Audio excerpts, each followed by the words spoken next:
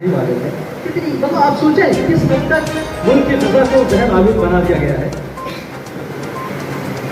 तो हमें इन सब चीज़ों पे अपनी मेवात का वाक़या है।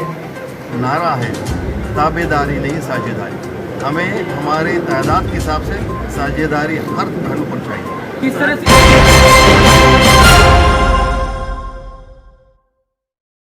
जय हिंद दोस्तों, मैं हूं परवेश शेख। ब्रेकिंग बाइट्स में आप सभी का स्वागत है।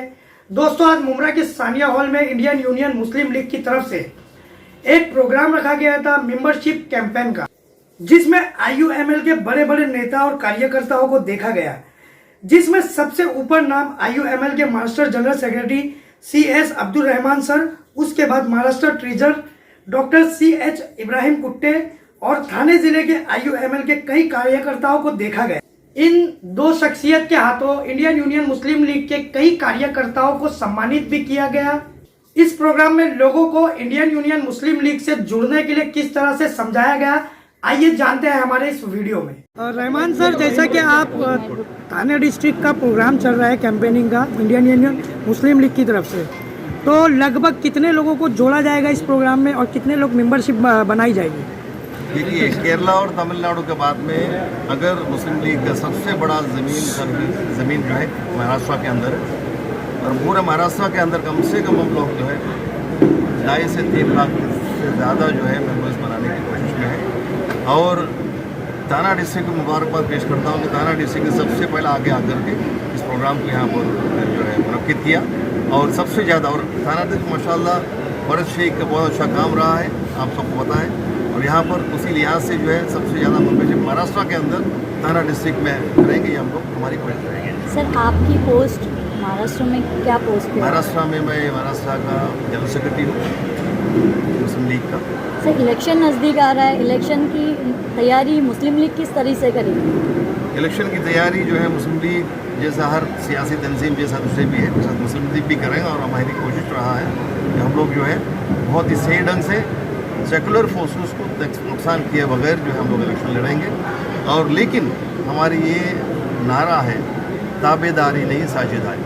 हमें हमारे तादाद के हिसाब से साझेदारी हर पहलू पर चाहिए। किस तरह से हासिल होगी साझेदारी? ये नारे तो बहुत लग रहे हैं, लेकिन साझेदारी हासिल होगा, ज़्यादा से ज़्यादा मेंबर बनेंगे और यहाँ का काम करके लोगों में बेदारी पैदा करेंगे। हकीकत में जो दुर्दशा देश में चल रहा है, जो एक कोना किया जा रहा है अक़लियतों को, उससे निपटने के लिए साझेदारी ज़रूरी है। और लोगों की सिर्फ बेदारी पैदा करके लोगों तक घर घर जा करके ज़मीनी तौर पर मुस्लिम लीग का हर बाशिंदा, हर लीडर। सवाल ये है कि अगर कोई जो भी मौजूदा हालात चल रहे हैं, मुंबई में जो हादसा हुआ उसको लेकर एक मुस्लिम नेता ने जब असेंबली में आवाज़ उठाई तो उसको गद्दार कह दिया है, तो ऐसे हालात में साझेदारी, ताबेदारी नहीं साझेदारी की आवाज़ को कैसे आगे बढ़े? उसी का मैं आपका सवाल का जवाब देता हूँ कि वही वजह ही है, क्योंकि आपने जो है कम्युनिटी ने या अक़लियतों ने जो है साझेदारी का सियासत किया नहीं है। आप आज कुछ भी आपका मांग करते हैं, कुछ भी होता है, दूसरा कोई भी मेजॉरिटी कम्युनिटी कुछ भी करता है, उसका ऊपर जो है उसको हर तरीके से डिपार्टमेंट का, हर कानून का सब सपोर्ट होता है। लेकिन मुसलमान का जब आवाज़ उठता है तो उसको जो है उठाया जाता है। सर, जैसा इसलिए एक प्रोपोर्शनेट रिप्रेजेंटेशन बोलते हैं हमारे कानून में एक चीज़ है, कॉन्स्टिट्यूशन में। इसी तरीके से इसी आधार पर बना हुआ है कि हर कम्युनिटी को उनके तादाद के हिसाब से हर हाउस में, असेंबली में हो या पार्लियामेंट में, उनमें उनका जो है रिप्रेजेंटेशन हो, ताकि कोई भी मेजोरिटी के सिर्फ मेजोरिटी के बहस के हिसाब से जो है लोगों का आईनी हुकूक को दबाया नहीं जाए, उनको डिनाई नहीं किया जाए। इसीलिए प्रोपोर्शनल रिप्रेजेंटेशन है, वो नहीं होने की वजह से आज ही हार है। सर, केरला मॉडल की आप बात कर रहे थे कि केरला का जो मॉडल है वहाँ पे लाने की कोशिश की जाएगी पूरे हिंदुस्तान, लेकिन देख रहे हैं कि केरला मॉडल जो है इंडियन यूनियन मुस्लिम लीग की जब बात आती है तो ये समझ में आता है कि एजुकेशन को लेकर इस पार्टी में भी पढ़े लिखे लोग ज़्यादा हैं और एजुकेशन में ज़्यादा तवज्जो दी जा रही है। और केरला का जो लिटरेसी रेट है वो भी बेमिसाल है पूरे भारत में। 100%। तो उस लिटरेसी रेट को अगर लागू नहीं किया जाता तो फिर इंडियन मुस्लिम लीग की तरफ कैसे लाएंगे? हमने यहाँ पर हमारे जो स्पीकर्स हैं, हम लोग ने यहाँ पर कहा कि सबसे ज़्यादा अगर कोई कम्युनिटी अगर पिछड़ा है उसको आगे लाने के लिए एजुकेशन सबसे अहम है। एजुकेशन तौर पर हमने बहुत कुछ किया है। जैसा मैंने कहा कि केरला के अंदर कोई भी दूसरा पार्टी से पूछ लो आप, 99% एजुकेशन इंस्टीट्यूशंस, तालीमी इदारे मुस्लिम लीग का कायम किया हुआ है, और इसका ऊपर मुस्लिम लीग सबसे ज़्यादा तवज्जो देता है। यहाँ पर कैसा है कि 9वीं 10वीं होता है तो माँ खुद बच्चे से कहते हैं कि बच्चा जो है जाओ कुछ कमा के लाओ रोजी रोटी के लिए। वो हालात को बदलना है। वो हालात को बदलने के लिए हम हर मुमकिन कोशिश करेंगे। उसके लिए किसी को दोष देने का फायदा नहीं। यहाँ की जो कम्युनिटी, यहाँ की जो लोग हैं, उनका साथ बगैर कोई कुछ नहीं कर सकता है। उनका साथ ज़रूरी, हम उनको जो है बेदार करेंगे और इंशाअल्लाह आहिस्ता आहिस्ता, जैसा कि केरला के मजदूर किस्म के लोगों को इस पार्टी ने, इस पार्टी के रहनुमाओं ने उठाकर आज दुनिया के सबसे बड़ा लिटरेसी वाले स्टेट बना दिया और वहाँ पर 100% लिटरेसी है। इस हिसाब से इंशाअल्लाह अगर हमारे साथ देंगे, हम ज़रूर उस दिशा पर, वो केरला तर्ज पर जो है, यहाँ पर भी जो है मुसलमानों को और अक़लियतों को आगे उठा कर लेंगे। सर जैसा कि केरला में एक बात, केरला में जब भी मुस्लिम लीग शुरुआत किया तभी इससे भी बैकवर्ड था हम लोग एजुकेशन में केरला में। अभी हम लोग मेहनत करके इतना बढ़ा हुआ है। सर जैसा कि केरला में हिंदू, मुस्लिम और क्रिश्चियन वोट मिल जाते हैं इंडियन यूनियन मुस्लिम लीग को, लेकिन महाराष्ट्र में हिंदू और क्रिश्चियन वोट लेने के लिए क्या करोगे, क्या प्लानिंग है? देखिए, महाराष्ट्र का बहुत बड़ा तारीख रहा है। महाराष्ट्र के अंदर मुस्लिम लीग का 2 MLAs रह चुका है और मुंबई का अंदर जो है कॉर्पोरेटर्स रह चुका है। नांदेड़, औरंगाबाद में मुस्लिम लीग का डिप्यूटी मेयर रह चुका है। कुछ वजहात की वजह से जो है मुस्लिम लीग कमज़ोर हो गया है, उसी को वापस जो है हम लोग मजबूत करने की कोशिश कर रहे हैं। सर यहाँ पे मुस्लिम लीग के जो मुंबई अध्यक्ष अब्दुल हमीद साहिल वो नजर नहीं आ रहे, क्या हो रहा है? उसका वो रीज़न जो उन्हीं से पूछना पड़ेगा। हो सकता कुछ नहीं, उनको बुलाया गया था, कुछ पर्सन रीजन की वजह से नहीं अटेंड कर पाए, बट वो हमारे साथ, हमारे दुआओं के साथ मतलब उन्होंने अपना पैगाम भेजा है। ये कैंपेनिंग से लोगों को जुड़ने के लिए क्या मैसेज दोगे? ये कैंपेन हमारा नारा ही है, ताबेदारी नहीं साझेदारी चाहिए और लोगों को उसके बारे में तफसील से बताया दिया जाएगा। और जो है हमारे कायद ने कहा है कि इस साझेदारी का सिस्टम का बगैर जो है कोई भी कम्युनिटी यहाँ पर अपने हुकूक, आईनी हुकूक नहीं पा सकता। उसका मिसाल जो है केरला, इसलिए हम बोल रहे कि केरला की तरफ के ऊपर हर रियासत में काम होना चाहिए, जो महाराष्ट्र में भी होगा इंशाअल्लाह। ठीक है।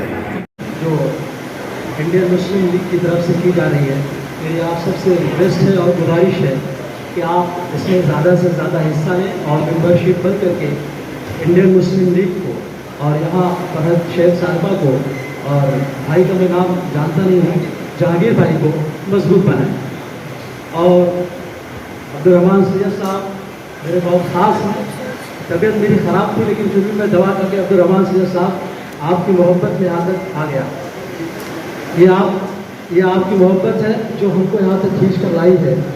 और मैंने बारहा देखा है, कई बार देखा है, जैसा कि सैयद साहब ने कहा कि मुद्रा के अहम इशू पे अगर वो बहन फरहत शेख साहिबा बात कर सकती है तो हम लोग क्यों नहीं बात कर सकते? हम लोग उसके साथ में क्यों नहीं खड़े हो सकते? मैंने देखा है कि वो हॉस्पिटल को जो प्राइवेट किया जा रहा है उसके लिए उन्होंने ज़बरदस्त आवाज़ उठाई थी और मैं भी वहाँ पर पहुँचा था, अब्दुर्रहमान सैयद साहब भी आए थे। तो कहीं ना कहीं हमारे पास मुस्लिम लीग का जो मॉडल केरला में है वो आप चाहते हैं। मुस्लिम लीग के लीडर इब्राहिम साहब यहाँ तशरीफ फरमाए, उतनी दूर से चल करके यहाँ तक आए हैं, तो हमारा भी फर्ज बनता है कि हमें उन्हें शर्मिंदा ना करें।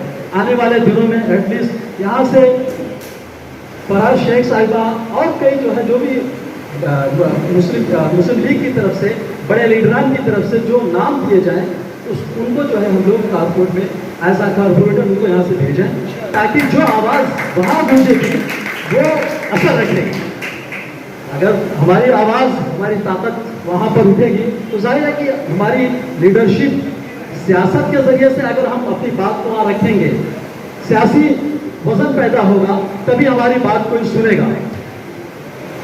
मैं बहुत ज़्यादा वक्त ना लेकर के एक शेर के साथ अपनी बात को ख़त्म करता हूँ कि गैरों के पर से कितना उड़ोगे हद से हद दीवारों तक, गैरों के पर से कितना उड़ोगे हद से हद दीवारों तक, जिसका खुद का पर होगा वही अंबर तक उड़ेगा, अंबर तक वही उड़ेगा जिसका खुद का पर होगा।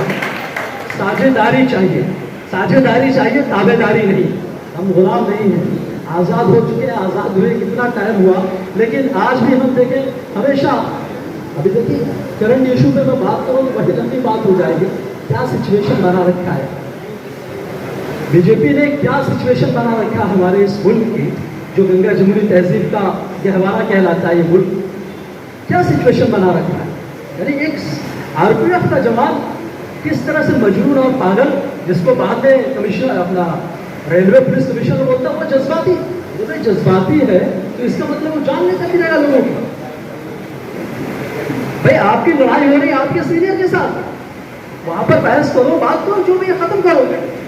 उससे बढ़ करके वो आदमी जाता है 3 मुस्लिम को ढूंढ करके मारता है, तो दाढ़ी वाले में कितनी, मतलब आप सोचें किस हद तक मुल्क की फिजा को जहर आलूद बना दिया गया है। तो हमें इन सब चीज़ों पे मेवात का वाक़या है, नूह का वाक़या, किस कदर से वो इमाम साहब मस्जिद में दाखिल होकर के मारा गया। तो इमाम साहब का क्या कसूर था? इमाम साहब तो हमारे मसाजिद और मदारिस तो अमन के मोहब्बत के पैगंबर है, वहाँ से जो दर्ज दिया जाता है वो सबको भाईचारगी का, मोहब्बत का, यही तो इस्लाम का, तो इस्लाम का मतलब ही चीज़ होता है। और वो उस इमाम को बेचारे 20 साल इमाम को मार दिया आपने।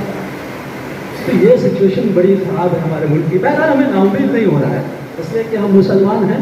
ला तक़नतू मिन रहमतिल्लाह, अल्लाह की रहमत से हमें नाउमीद होने की ज़रूरत नहीं है। अल्लाह पाक इंशाअल्लाह हम ही में से किसी को उठाएगा इंशाअल्लाह। अब्दुर्रहमान सैयद साहब यहाँ तशरीफ लाए, मुंबई से तशरीफ लाए, हम उम्रा वालों के लिए, तो उम्रा वालों का फ़र्ज़ बनता है कि ज़्यादा से ज़्यादा मेंबरशिप लेकर के उनकी ताकत बढ़े। बस मैं अपनी बात को खत्म करता हूँ। जज़ाकल्लाह।